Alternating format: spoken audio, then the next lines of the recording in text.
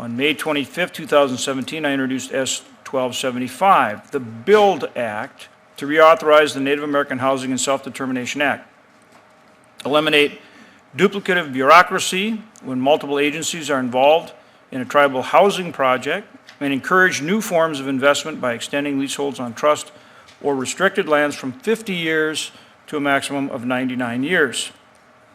The bill is intended to improve housing conditions within tribal communities by providing greater tribal control over housing development on their lands, and we all know what a pressing issue housing is on the reservation. This committee has worked for several years to reauthorize the Native American Housing and Self-Determination Act, or NAHASDA, and improve housing conditions for Indian people. Prior bills have been held up in past Congresses with substantial effort into finding a path forward. This bill has been held up in the last Congress and the Congress prior to that. We would like to pass it.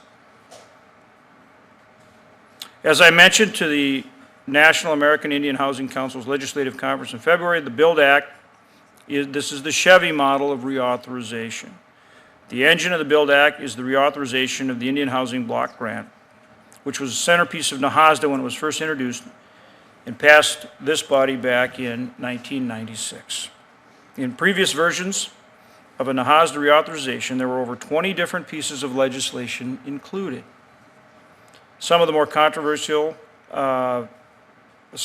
more controversial than others, obviously, but some of the pieces included were lease requirements, program income, rental income caps, total development maximum project cost, demonstration programs, limitation on use for the Cherokee Nation, the Native Hawaiian Block Grant, and other aspects.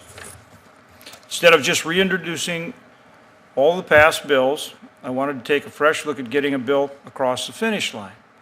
Now, I know that some members on the committee have expressed their desire to include some of these previous positions in this bill, a different vehicle, or a combination of both.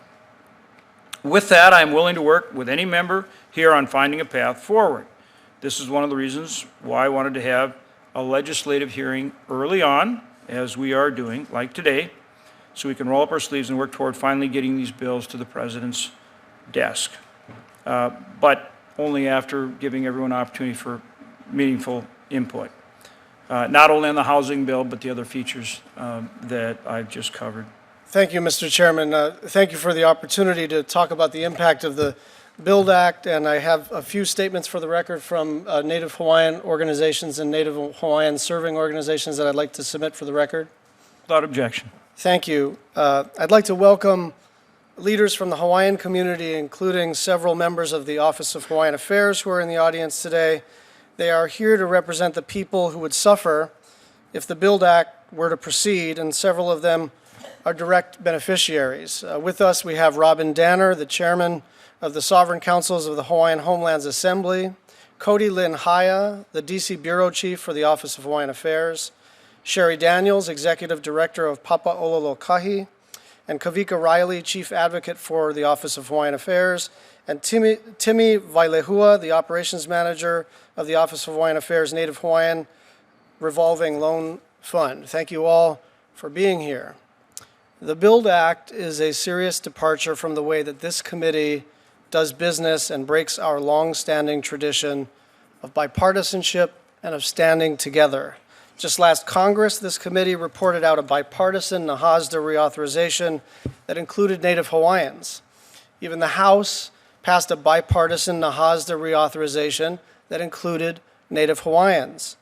The BUILD Act is a dramatic departure from the norm.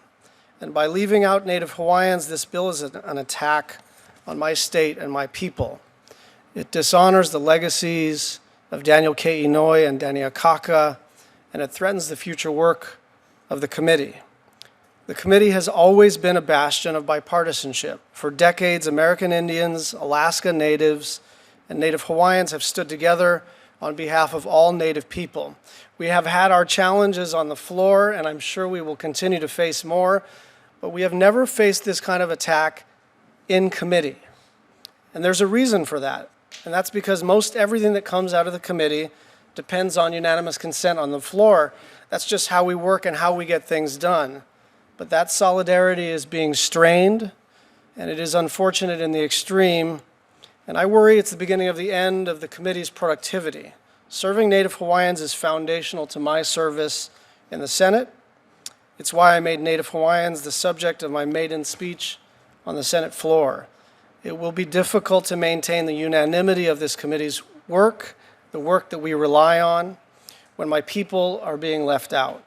I strongly urge this committee to preserve the spirit of bipartisanship by changing course and including Native Hawaiians going forward.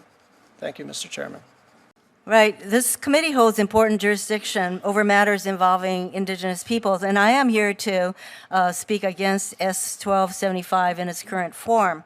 So our Indigenous peoples are the American Indians, Alaska Natives, and Native Hawaiians. These are our original peoples. As members of this committee, you are aware of the experiences and challenges of Native peoples, including the history of decimation and prolonged subjugation by the federal government. This history is one of the reasons that the federal government has enacted laws intended to help our Indigenous peoples and recognize our government's trust responsibilities to them.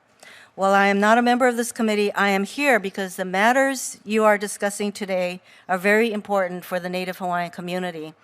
I'm here to share my serious concerns over the decision to exclude Native Hawaiian housing programs in S 1275, the Bringing Useful Initiatives for Indian Land Development Act, also known as the BUILD Act.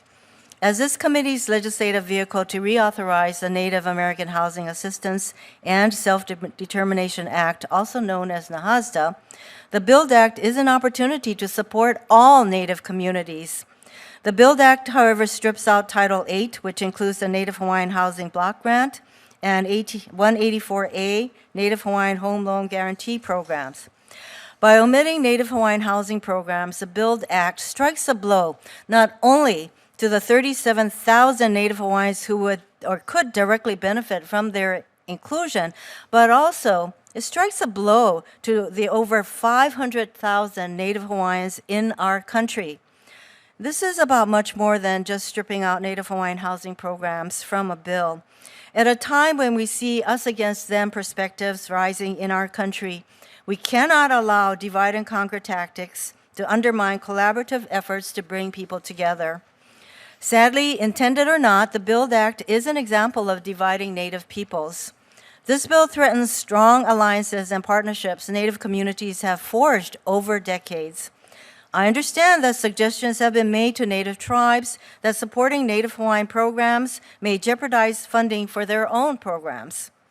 I strongly oppose those suggestions, and I believe that dividing Native communities is, frankly, unconscionable.